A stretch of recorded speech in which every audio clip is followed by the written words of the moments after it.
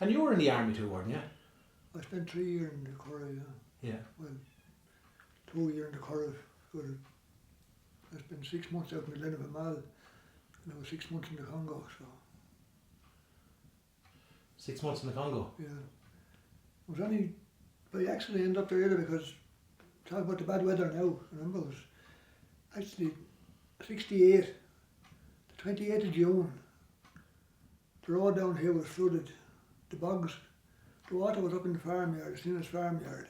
That was the 28th of June, and there was no work there that time around here anyway, so I applied for Irish Navy, and they told me I'd have to join the Seamen's Union, so I did.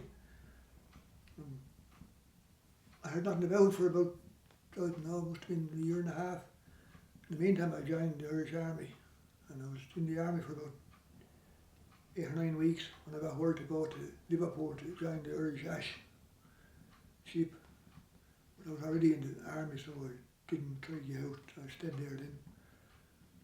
Instead of being a sailor, I'm a soldier.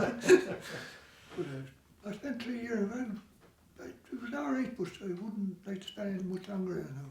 Yeah. You know, the trip to the Congo was interesting. Sure, we didn't know where we were going or what we were doing, you know. We were lucky there wasn't more of us killed in it, because we had the worst of equipment, World War I equipment, you know, and the officers had no clue what they were doing. Unfortunately, I was in our company that the first ambush in Naimba where the 11 lads were killed. Now I had spent about 6 weeks there a month before that, but we were moved on, and a different group moved in there. They were out working, taking out road barriers, and the jeep was parked with the machine gun in it, a couple of 100 yards away, no one looking after it. They were surrounded, they didn't know that the lads were being friendly. But when they surrounded them, then they attacked them with bows and arrows and machetes. I'm sure those single shot rifles that killed a few of them, but they were overpowered. It was lack of experience. Like they wouldn't do it now. I mean, they're probably one of the best overseas units now in the world. They're that well trained and educated, but we were knew nothing.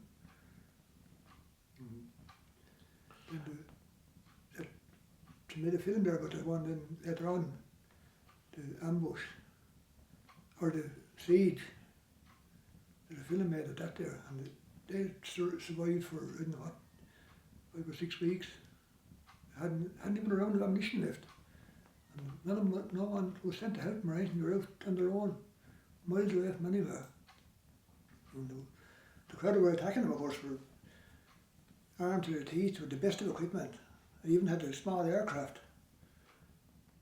And they survived, fought for as long as they could stand it. And then they were outcast then because they said they surrendered. So what could they do? They had nothing left. Hadn't even a round of ammunition left. You know, it was scandalous to what treated out there. So there you go. We were lucky to come out of it. And what year was that, Willie?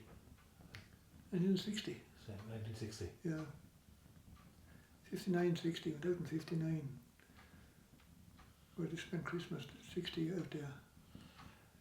Came back then